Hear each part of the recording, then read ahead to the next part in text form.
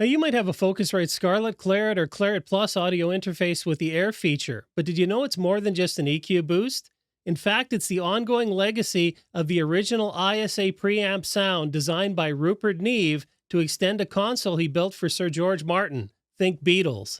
It was installed in his AIR studios. And now that I've said that Focusrite AIR is more than just an EQ boost, I've gone ahead and made some recordings through a Scarlett 18i20, Clarett 2 Pre, and Clarett Plus 8 Pre, so that you can hear what AIR really is, and you can find out if there's any difference between these interfaces. And by the time Rupert Neve founded Focusrite in 1985, it became cost prohibitive to build large format hand-wired consoles. And so after some restructuring, the new Focusrite was born. Only 10 Focusrite studio consoles were ever built, and they were installed at some of the most iconic studios around the world, including Ocean Way, where they are used with artists like Michael Jackson, Eric Clapton, Alanis Morissette, Phil Collins, Frank Sinatra, and a lot more. You get the idea. Okay, and so I've loaded up a session here with an original mix, and then I re-recorded the mix through the Scarlett 18i20, the Clarett 2 Pre, and the Clarett Plus 8 Pre, using the AIR modes. And I've also included meters here so you can see that the levels are equal, except the peaks will be different because the AIR mode does in fact have some boosts. You'll also see a correlation meter on each one of these so you can see that phase isn't affected by AIR mode. So let's go ahead, I'll play it and I'll switch back and forth so you can hear.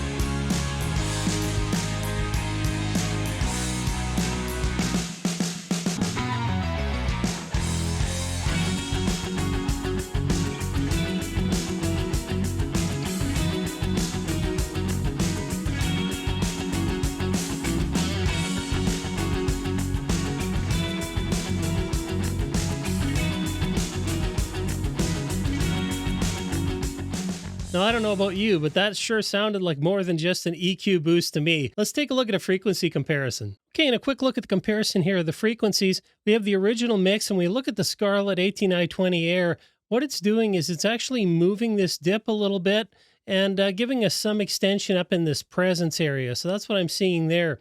When I look at the Clarett 2 Pre and the Clarett Plus 8 Pre, the AIR mode looks very similar between the two of them here. These both have a little more extension in those presence frequencies than the Scarlett does. So that's something that's a little different here, and we know that all three of these interfaces do feature the all-analog AIR. Also, a little bit of a more shallow roll-off in these lower tones versus what we get with the Scarlett. So definitely a few differences here. I'm not sure that it was enough to actually explain the difference in what I was hearing, so I'm going to go ahead and recreate AIR mode using EQ. I happened to see a video from Julian Krauss where he used two parametric shelving EQs in series to duplicate air mode on a Focusrite interface. And I'm going to say that he got it right. He does a great job of analyzing interfaces and preamps. I'm going to link that video down below. So I'm going to apply that against the original recording, and then we'll compare that against the re-recorded air modes. I've added an extra file in here that has the original with the EQ air applied, and I have 5 meters here now. So original with EQ, and then the Scarlett 18i20, Clarett 2 pre, and Clarett Plus 8 pre. Once again, we'll see that the meters will check the phase, and I'll switch back and forth between them so you can hear.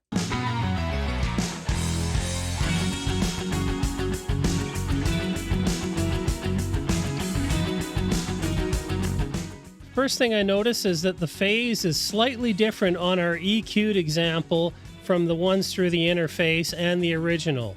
But let's hear how it sounds.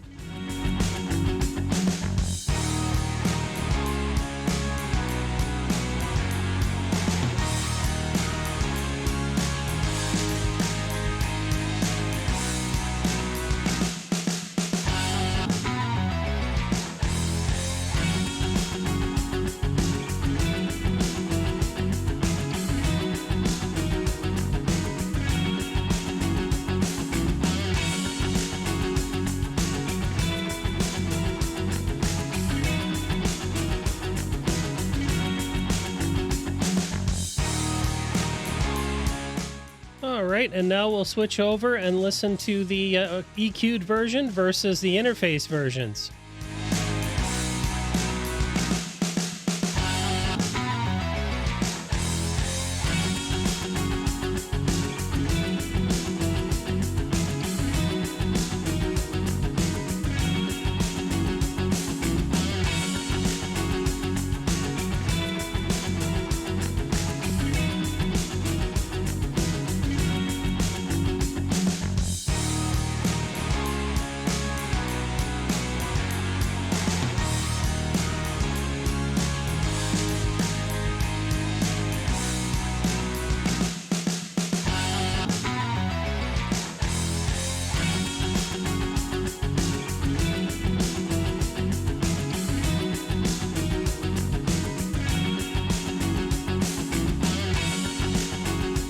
It does look very similar in that, in particular, similar to the Clarett versions. The Scarlett's are slightly different, but again, these are very similar. I wouldn't say that there's enough here that you'd normally be able to hear much of a difference, but to my ears, there really was a difference when I listened back and forth. So it's got to be more than just the frequency analysis. The Focusrite AIR circuitry, the all analog AIR, is doing something a little bit different to alter the sound. So I'm going to say that to my ears, while EQ does make a difference, if you want to capture that classic Rupert Neve AIR sound from those original ISA preamps, Focusrite has done a great job of providing a digitally controlled analog circuit in their interfaces to give us some of that mojo. And while I wouldn't use it for every recording, if you're trying to get some of that classic analog sound, Focusrite AIR could be the way to go. And if you're interested in getting the most out of your Focusrite and other audio gear, check out one of the videos on the screen. As always, thanks for watching, and I'll see you next time.